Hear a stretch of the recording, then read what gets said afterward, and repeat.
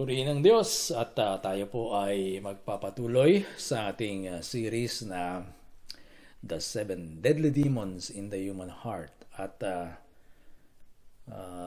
naudlot yung ating pagtalakay sa series na ito.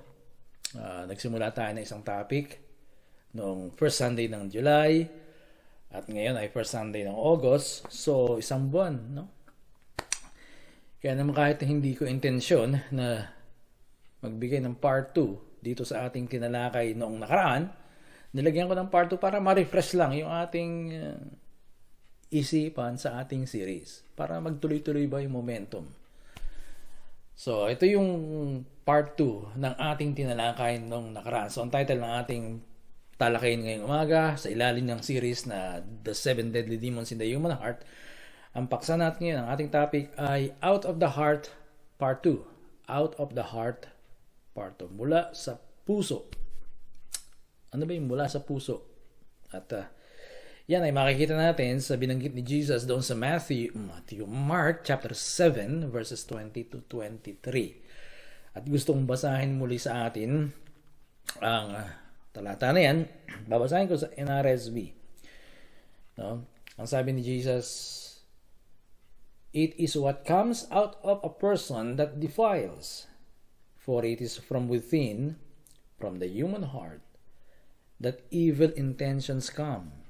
Fornication, theft, murder, adultery, avarice, wickedness, deceit, licentiousness, envy, slander, pride, folly.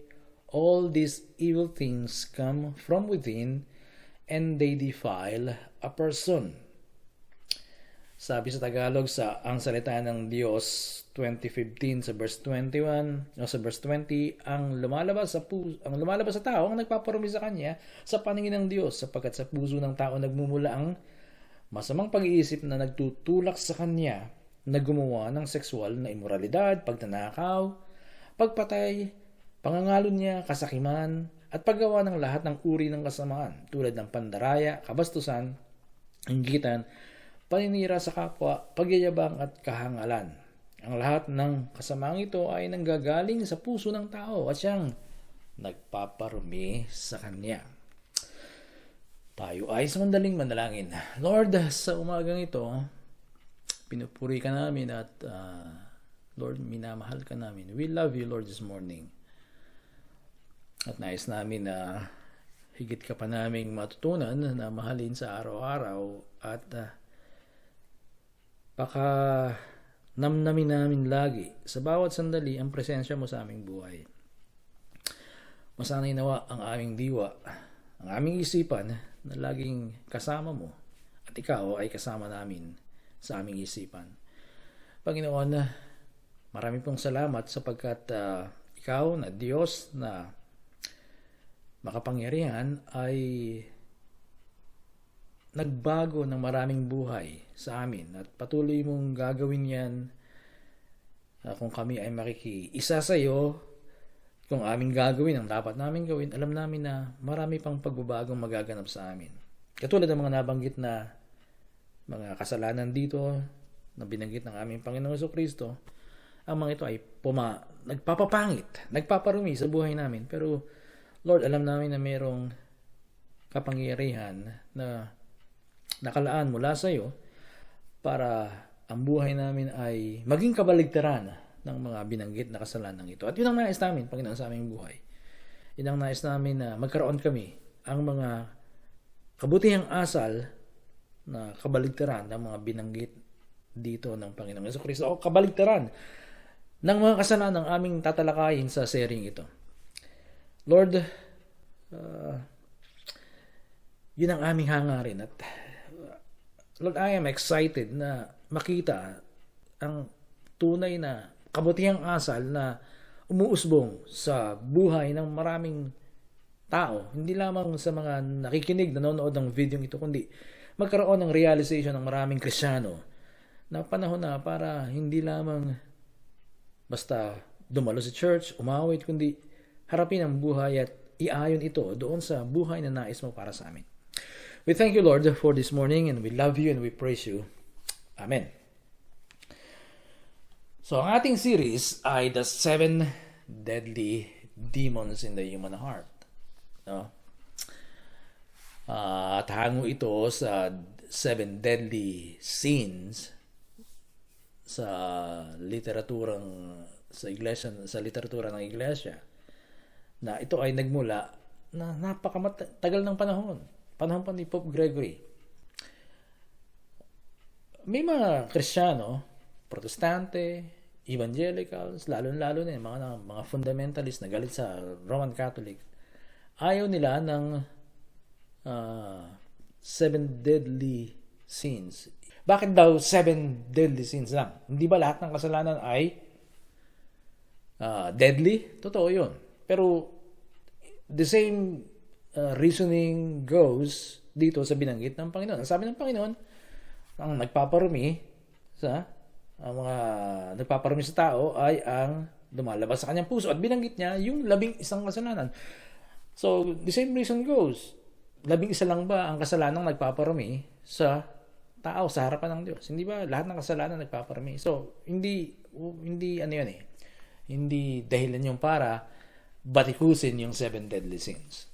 Ang 7 deadly sins ay talagang kasalanan na mapamuksa. Ito ay hindi maganda. Ito ay nagpaparumi, nagpapapangit sa buhay ng tao, na kung ito ay mapapagtagumpayan, mas magiging mabuti, magiging maganda ang buhay ng tao. No? Pero, tandaan natin, ang series natin ay 7 Deadly Demons in the Human Heart. At merong dahilan kung bakit. At mababanggit ko yan mamaya. Ngayon, binanggit ni Jesus dito, ang sabi niya, sapagkat sa puso ng tao nagmumula ang masasamang pag-iisip na nagtutulak sa kanya na gumawa ng sexual immoralidad, bla bla bla. No? For it is from within, from the human heart, that evil intentions come. Sabi ni Jesus. Gusto kong linawin sa inyo na ang pusong tinutukoy ni Jesus sa verse 21 ay hindi itong pusong tumitibok.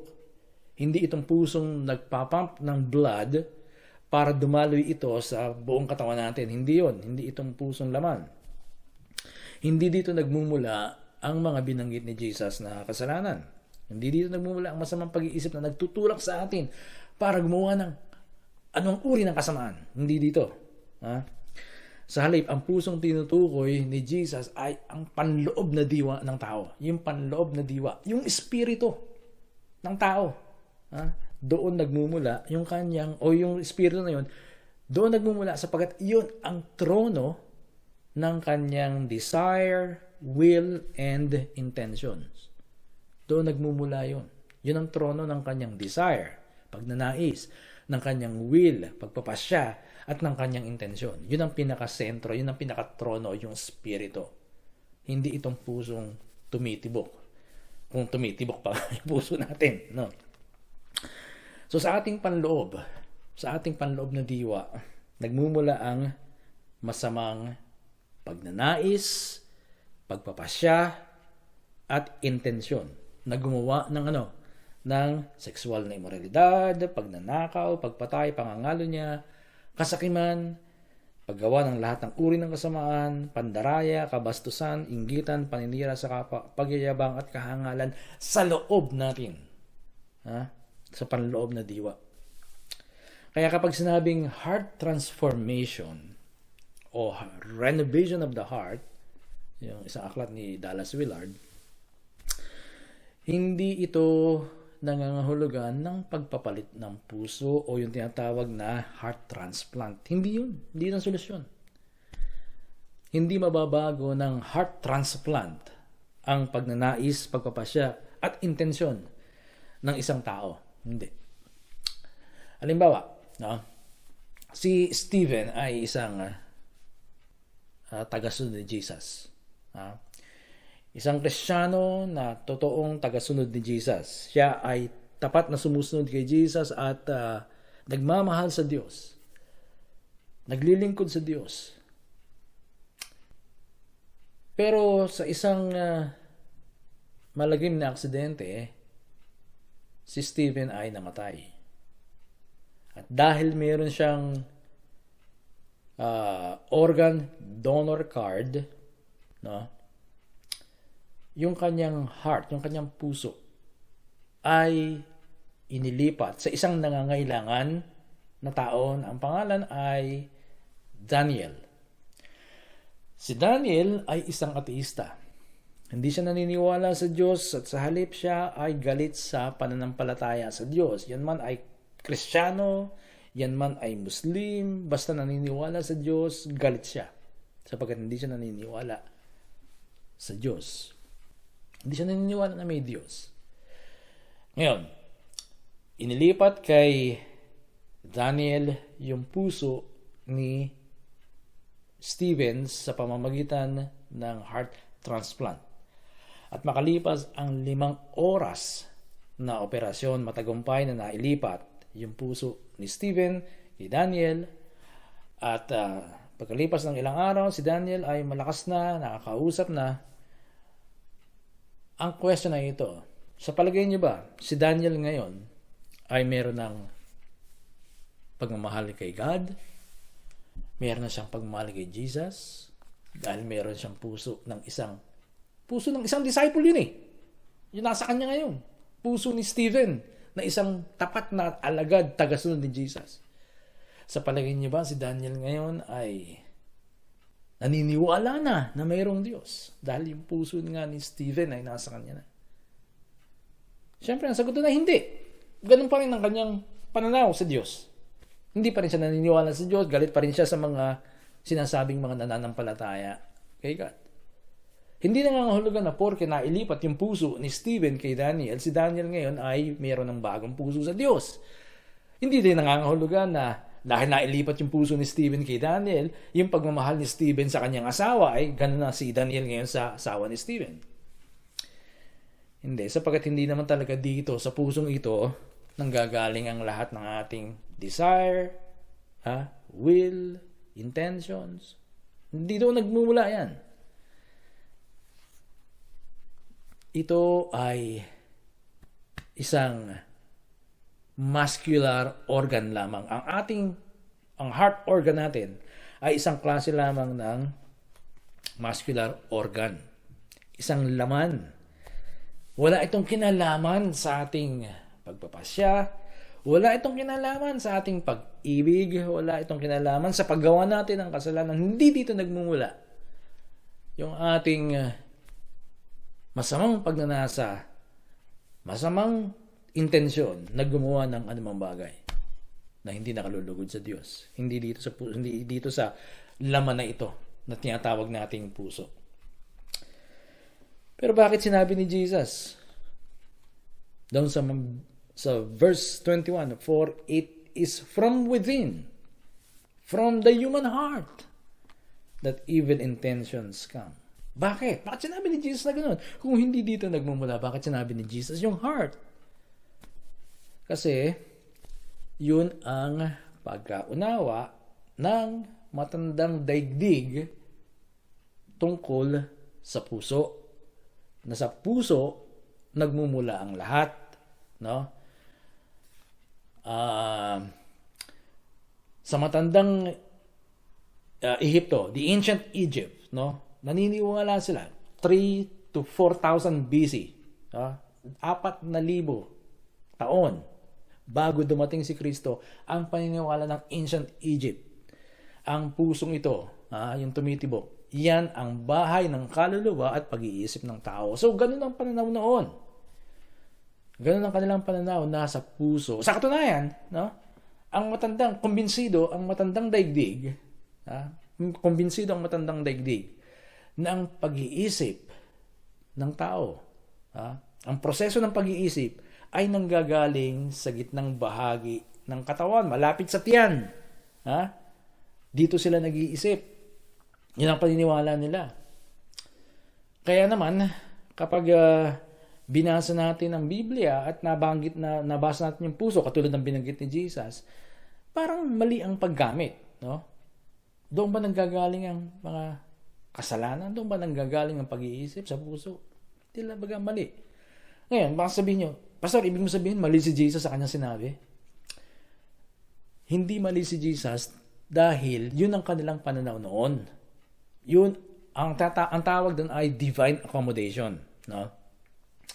Pinapahintulutan ni God na isulat ng manunulat, no? O sabihin nila yung mga bagay na ganoon kasi yun ang kanilang pagkaalam ng panahon na yun. Hindi sinasaklawan ng Diyos, hindi pinapangunahan ng Diyos ang kaalaman ng tao ng panahon na yun. Halimbawa, no? Nagsusulat si Pablo ng kanyang liham. Hindi sasabihin ni God kay Pablo, bakit hindi ka mag-imbento ng computer? Mas madali. Tuturo ko sa'yo. Hindi pinapangunahan ni God. Sumasabay si God kung ano yung pagkaalam ng tao doong panahon nila. So, si Jesus, dahil ang pagkaalam ng mga tao noon sa puso nga nag-iisip, no? At nanggagaling doon, yun ang ginamit ni Jesus. Pero ang tinutukoy talaga ni Jesus ay ang spirito ng tao, panloob. From within. Yung kanyang spirito. Hindi yung pusong ito na tumitibok. Kaya makikita nyo sa Biblia, yung paggamit ng puso, pag pinag-isipan nyo maigi, hindi lang mali yun eh. Halimbawa, sa Proverbs 23 verse 7, "For as he thinks in his heart, so is he." Puso ba nag-iisip? Hindi ba ito? Alam natin ngayon na ito ang nag-iisip. Yung proseso ng pag-iisip, ito ang channel. Ito ang daluyan. So, yung proseso ng pag-iisip natin, ang channel, ang daluyan ay ang ating isip, ang ating utak. Kaya dito tayo tumuturo kapag nag-iisip. Nag-iisip ka ba? Di ba dito tayo tumuturo? Kasi alam natin ngayon, base sa siyensya, na ang daluyan ng proseso ng pag-iisip ay ang brain. Pero sila noon, puso. So, for as he thinks in his heart, so is he. Pag pinag-isipan mo, pag ang batang bumasa niyan, Daddy, sa puso ba nag-iisip ang tao? Di ba sa utak? Di ba mayroon ng problema kasi naiisip ng bata na alam ng bata yun eh. Pangalawa, sabi doon sa Jeremiah 29:13, "You will seek me and find me when you seek me with all your heart." Ginagamit natin yan. Kapag hinanap niyo ako ng buong puso. Anong ibig natin sabihin nun? Buong puso ba ito? Hindi nang ibig natin sabihin yung buong spirit natin, buong diwa natin. Pero dahil nga akala nila doon nagmumula yun ang dito sa puso na ito, yun ang ginamit. Na akala nila yung pagpapasya ay nanggagaling sa puso, kaya ang paghahanap sa Diyos nandito sa puso. Tingnan niyo sa 2 Corinthians 9:7, ang sabi, "Each of you should give what you have decided in your heart to give." Ang bawat isa ay magbigay ayon sa ipinasya ng kanyang puso. Hindi puso ang nagpapasya. Miski sa pag-ibig, hindi puso ang nagpapasya. Ang nagpapasya ay itong ating isipan. Yun ang magpapasya. Nadadala ka ng iyong emosyon. Miski ang emosyon natin, akala natin nasa puso. Hindi, nasa mind ang emotion natin. So, nasa isipan, hindi natin paksahin na talakayin yung pagkakaiba ng mind, spirit and soul, no? Hindi yan paksahin. Siguro sa ibang pagkakataon tatalakayin natin yan kung ano yung pagkakaiba ano yung mga function nila. Pero maging yung damdamin natin, akala natin sa pusong ito. Pero hindi dito yun, walang kinalaman. Sabi ko nga, si Daniel, kahit na ang puso niya ay galing, yung puso niya ngayon ay puso ni Stephen, no? Yung puso niya ngayon, wala siyang pag-ibig doon sa asawa ni ni Stephen. Dahil hindi naman talaga dito sa pusong ito nanggagaling yun. So kung pag-aaralan niyo yung mga talata na yan, makikita ninyo, no, na ang tinutukoy ni Jesus nung binanggit niya yung puso ay walang iba kundi ang panloob na diwa ng tao. From within. Not necessarily the heart, but from within, yung panloob na diwa, yung espiritu ng tao. Kaya sa pagbabago ng puso ng tao, no? Mahalaga at lubhang kailangan ang pagbabago ng mind, ng isip, o isipan. Kaya nga sabi ni Pablo, "Be transformed by the renewing of your mind." Kung i-analyze natin yon, ang sinasabi ni Pablo, be transformed in your heart or your spirit, your inner being, by the renewing of your mind. Magbago kayo sa inyong diwa, magbago kayo sa inyong puso, sa inyong espiritu, sa pamamagitan ng pagbabago ng inyong isipan. Kaya mahalaga sa pagbabagong ito, magawa natin yung tamang proseso. At ang isang epektibo na paraan para magbago yung ating diwa, yung ating espiritu, yung ating isipan muna, punuin natin yan ni God. Punuin natin yan. Yung isipan natin, punuin natin ng Diyos. Sa madaling sabi, i-practice natin yung lagi kong sinasabi sa inyo. Na ano yun?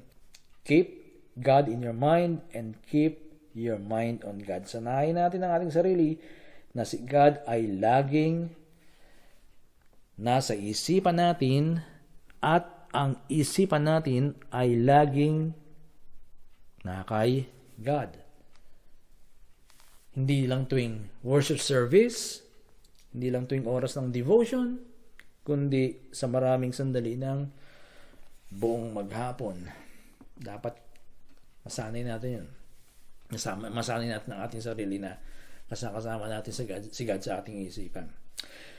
Ngayon, maraming binanggit si Jesus na kasalanan na nagmumula sa puso. No? At 11 ang kanyang binanggit. Sexual na immoralidad, pagnanakaw, pagpatay, pangangalo niya, kasakiman, pandaraya, kabastusan, inggitan, paninira sa kapwa, pagyayabang at kahangalan. 11 lahat. Pero sabi ko nga, marami pa. Ngayon, sa series na ito, natatalakay natin na tinatawag na 7 Deadly Demons in the Human Heart. Ang sisilipin natin dito ay yung 7 Deadly Sins. Yung 7 Deadly Sins na yan, may kanya-kanyang demonyo yan. Hindi nyo makikita sa Biblia yung binabanggit ko, no? Mga demonyo. Pero, bakit ko ginamit yung 7 Deadly Demons in the Human Heart? Bakit hindi na lang 7 Deadly Sins? Ano-ano ba yung 7 Deadly Sins? Binanggit natin nakaraan yan. Pero, ulitin ko sa inyo. Yun yung katakawan, mahalay na pagnanasa, pagiging ganid o kasakiman, pagkainggit, pagkapuot o pagkagalit, katamaran, kayabangan o pagmamataas. So, yan ay 7. Ulitin ko sa inyo, bagamat 7 lamang ang ating sisilipin, o yung 7 kasalanan na yan, yung 7 deadly sin, ang ating sisilipin, ang title ng ating series ay 7 Deadly Demons in the Human Heart dahil naniniwala ako, katulad ni John Wycliffe, si John Wycliffe ay isang English philosopher ng kanyang panahon. Siya ay isang theologian din. Siya ay isang biblical translator. Sinali niya ang Biblia sa wikang Ingles. Siya ay isang reformador at siya ay isang professor sa University of Oxford. Naniniwala siya na ang mga kasalanan doon sa 7 deadly sins ay hindi lang basta kasalanan ginagawa ng tao. Sa halip, ang mga kasalanan ito ay merong impluwensya ng demonyo. Ang bawat kasalanan yan ay merong impluwensya ng demonyo. At doon sa aklat, sa booklet na The Lantern of Light, na isinulat ng mga Lollards na pinamumunuan ni John Wycliffe. Actually, pinaniniwalaan nga na si John Wycliffe ang sumulat ng booklet na yon, yung The Lantern of Light. Binigyang category o kinategorize ni John Wycliffe ang mga demonyo base doon sa 7 deadly sins. Binigyan nila ng pangalan. Yun ay pag gawa lamang. Yun ay creativity lamang. Hindi yun biblical. Wala kayong makikita sa Biblia. Sa Biblia ang ganun.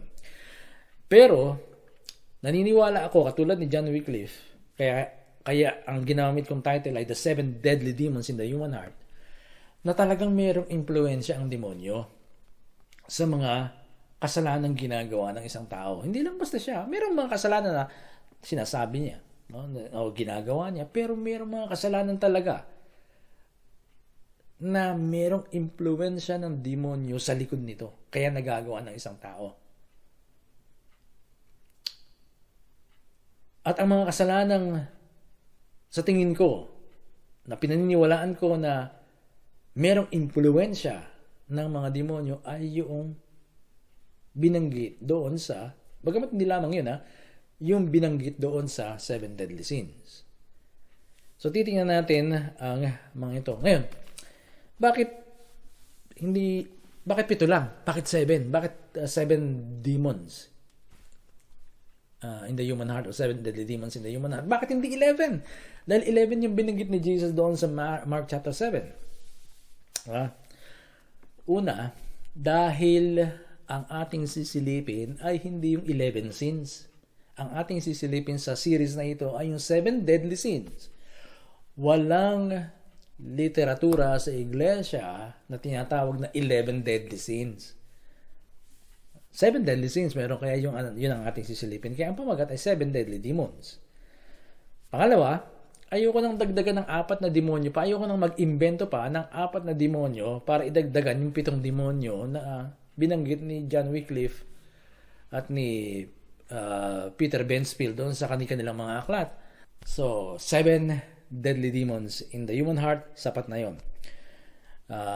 Yung 7 na yon, tandaan nyo, ulitin ko sa inyo, hindi nyo makikita sa Biblia, yun ay ginamit lamang ni John Wycliffe na pinaniniwala ang sumulat ng The Lantern of Light, at ganun din, gumawa rin ng aklat si Peter Bensfield base doon sa aklat na yon, at ginamit niya rin yung mga pangalan ng demonyo ron. Na mababanggit natin yung mga pangalan ng demonyo na yan sa pag-usad ng ating series.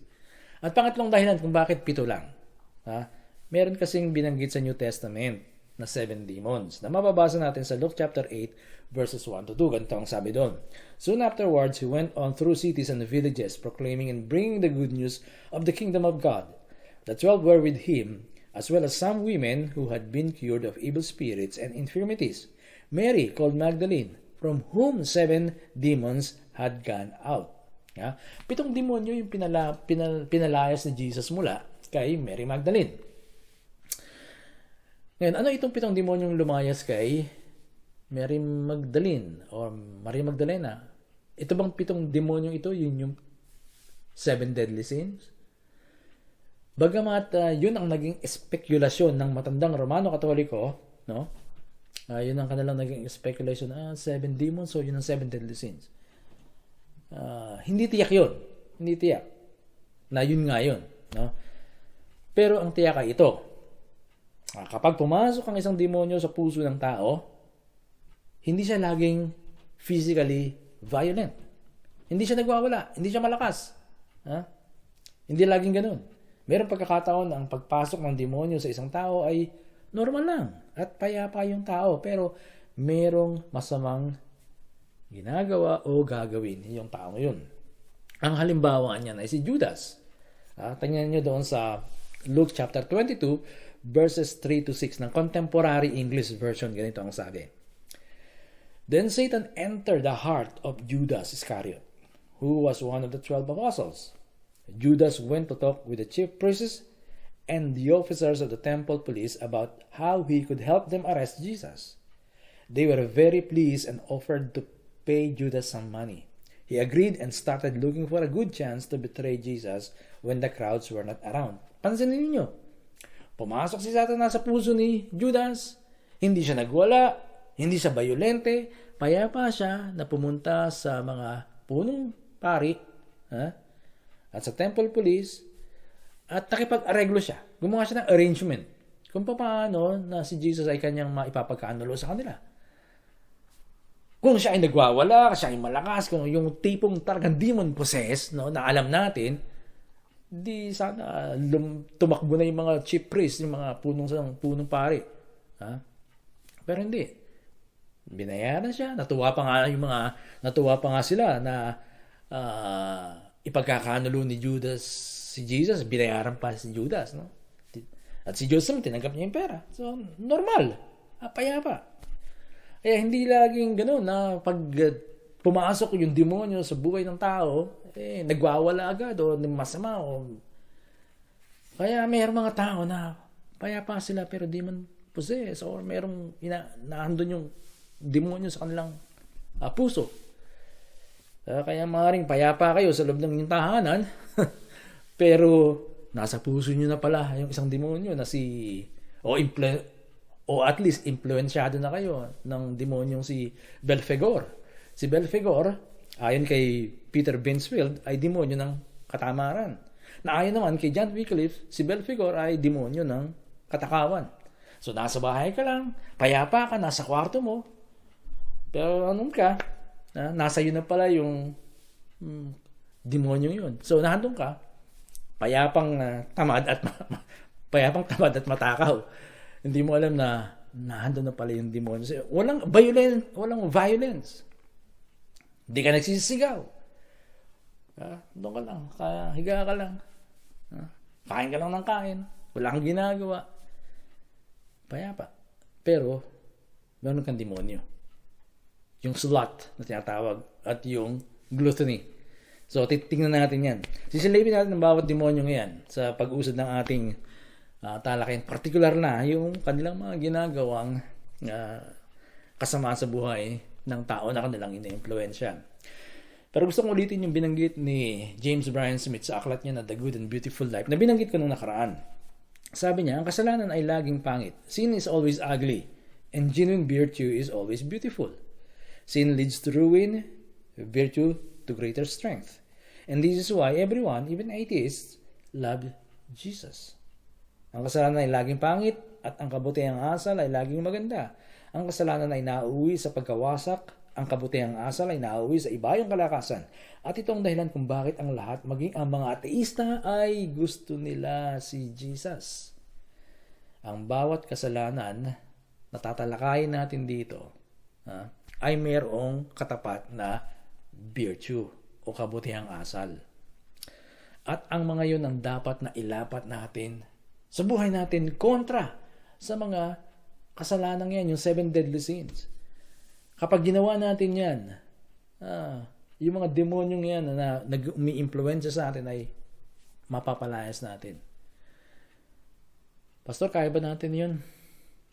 Kung si Jesus na sa inyo, kaya yun.